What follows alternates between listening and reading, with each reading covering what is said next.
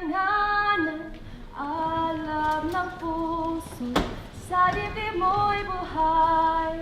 Lupang hinirang, duyan ka ng magiting, sa manlulupig, di ka masisiil, sa dagat at bundok, sa simoy at sa langit mong baghang, may dilag ang tula at awit sa paglayang minamahal. Ang kisap ng watawat mo'y tagumpay na nanininig, ang bituin at araw niya'y kalan, pamani magdidilim. Lupa ng araw ng hati pang sinta, po'y alagid sa piling mo. Aming ligaya na may mga api, ang mamatay ng dahil sa'yo.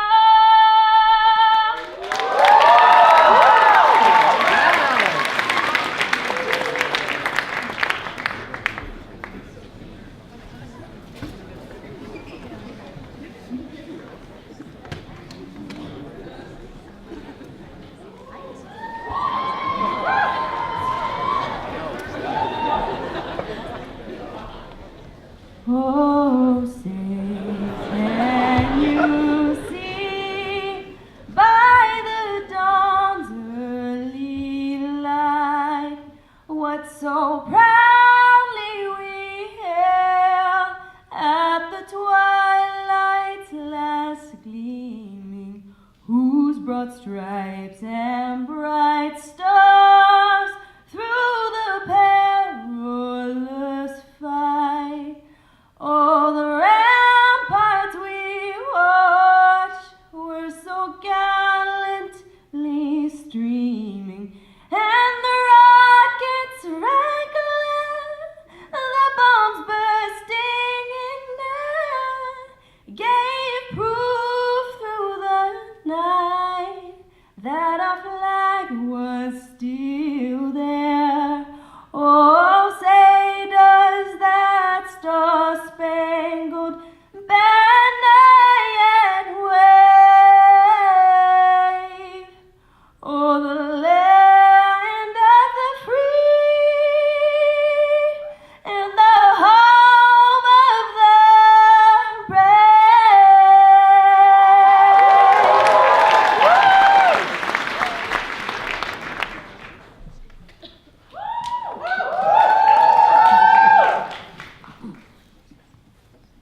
You are sitting at a park next to a blue-eyed toddler who is just learning how to speak, just learning about the way the world works.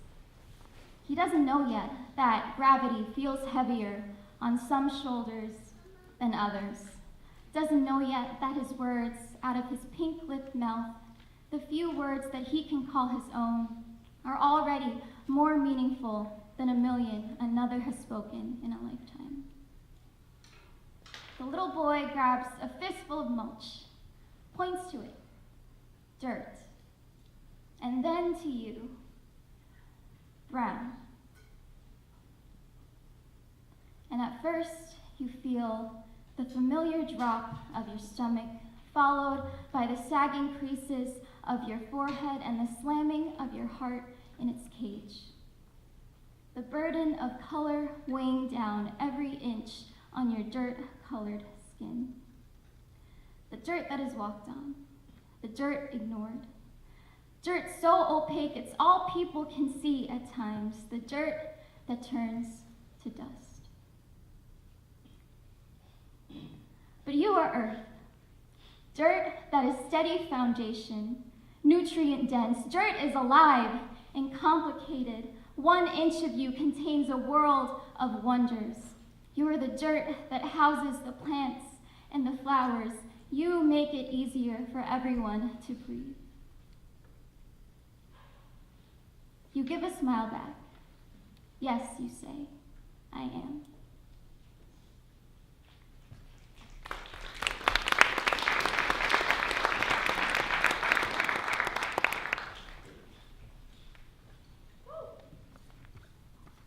As my mother stirs the simmering pot of sinigang, she yells, kain na.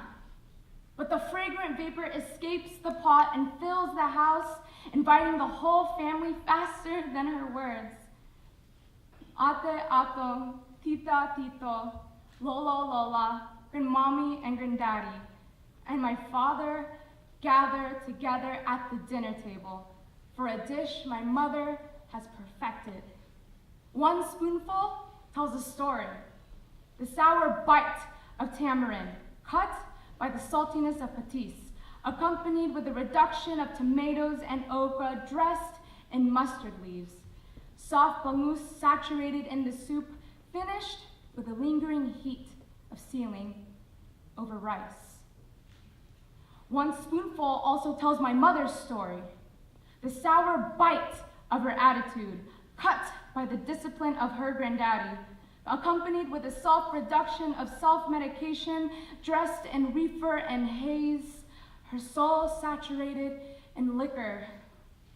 The night finished with a lingering regret of decisions over rice. My mother still returned to the empty dinner table every night, to the food of our country over rice. My mother, soon exhausted of burnt haze, dreaded hangovers, and lonely dinners, she realized how much she has drifted away from the family. So she learned to harness the art of Philippine cuisine, something both my mother and granddaddy can agree on. My mother turned lonesome late-night purple haze to noisy dinner tables topped with homemade dishes. She started with navigating busy Asian supermarkets to find the ingredients: gabi, patis, tamarind, bangus. Speaking in spices, my mother spent hours in the kitchen to finally master the art of sinigang. As she stirs the pot of hot soup for the last time before being served, she yells, "Kain na." Everyone gathers around the dinner table. The white plastic flat spoon breaks the surface of the steaming pot of rice, creating mounds to be plopped on everyone's plates. The hot and sour soup is poured over, coloring the plate in okra green, tomato pink, sabaw brown, and ivory bangus. My mother smiles as we all eat, talking about our days, laughing over inside jokes, over sinigang, her growth, her work, her love, her overcoming, over rice.